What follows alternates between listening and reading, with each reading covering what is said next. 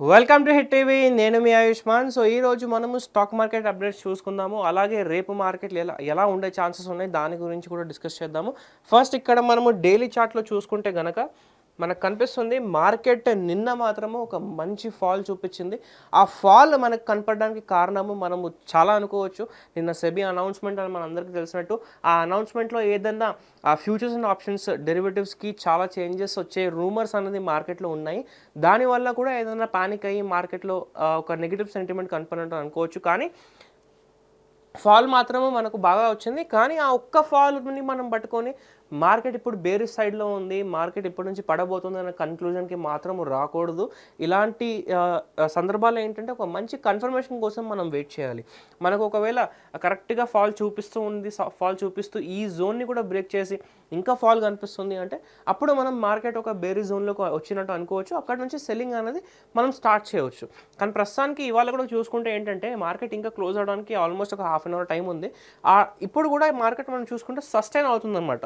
అంటే ఇవాళ మనకు కొంచెం నెగిటివ్ సెంటిమెంట్ కనిపించినా కానీ అంత ఎక్కువగా మార్కెట్ పడినట్టు ఇక్కడ మనకు కనిపించలేదు. 5 మినిట్స్ చార్ట్లో మనం నిన్నటి చార్ట్ ఒకసారి చూసుకుంటే ఏంటంటే మార్కెట్ ఎప్పుడైతే నిన్న ఓపెన్ అయినప్పటి నుంచి మార్కెట్ మనం చూసుకుంటే ఆల్మోస్ట్ ఎండింగ్ వరకు, అంటే మార్కెట్ స్టార్ట్ అయినప్పటి నుంచి క్లోజింగ్ బెల్ వరకు మార్కెట్ మనకు పడుతున్నట్టు కనిపించింది.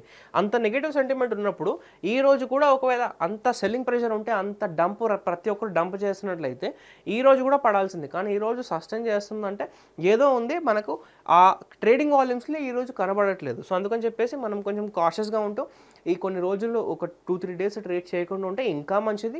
ఒకవేళ చేయాలి అనుకుంటే కొంచెం జాగ్రత్తగా క్వాంటిటీస్ తగ్గించుకొని చేసుకుంటే బాగుంటుంది. సో రేపు కూడా మార్కెట్ ఏంటంటే ఒకవేళ ఇక్కడ మనకు ఫ్లాట్గా ఓపెన్ అయింది అంటే ఓపెన్ అయిన తర్వాత సందర్భాలు చూసి మనము ఇవాళటి హైని బ్రేక్ చేసినంత వరకు అప్ సైడ్ పొజిషన్ తీసుకోకపోతే బాగుంటుంది. డౌన్ సైడ్లో ఏదైనా పొజిషన్ తీసుకోవాలి అంటే ఒకవేళ మనకు డ్రాస్టిక్ ఫాల్ కనిపిస్తుంది, ఈ రోజున్న లోని కూడా బ్రేక్ చేసి ఇంకా మనకు కంటిన్యూస్ రెడ్ క్యాండిల్స్ కనిపిస్తుందంటే ఒక చిన్న టార్గెట్తో చిన్న క్వాంటిటీతో ఏదన్నా అక్కడ మనం ప్లాన్ చేసుకోవచ్చు. ఒకవేళ మార్కెట్ గ్యాప్ అప్ ఓపెన్ అయింది అంటే ఖచ్చితంగా అక్కడ మార్కెట్ కన్సాలిడేట్ చేస్తుంది, లాంగర్ టైం పీరియడ్లో కన్సాలిడేట్ చేస్తుంది. అంత ఈజీగా మూవ్మెంట్ అనేది రాదు. సో అక్కడ మనం కొంచెం జాగ్రత్తగా ఉంటూ చూస్తూ మార్కెట్ ఆ టైంకి ఉన్న ప్రైస్ యాక్షన్ని బట్టి డిసిషన్ తీసుకోవాలి. ఒకవేళ గ్యాప్ డౌన్ మార్కెట్ ఓపెన్ అయింది అంటే అక్కడ నుంచి మళ్ళీ కొద్దిగా ఫాల్ కనిపించే అవకాశం ఉంటుంది మనకు. ఎందుకు ఫాల్ కనిపిస్తుంది అంటే ఇవాళ సస్టైన్ చేసింది కాబట్టి చాలామంది ఇక్కడ నుంచి పెరుగుతుంది అనుకొని ఒకవేళ బై చేసుకున్నారు. వాళ్ళు ఒకవేళ బయర్స్ ట్రాప్ అయ్యారు అంటే రేపు గ్యాప్ డౌన్ ఓపెన్ అయితే బయర్స్ అందరూ ఎగ్జిట్ అవుతారు, స్టాప్ లాస్ హిట్ అవుతుంది.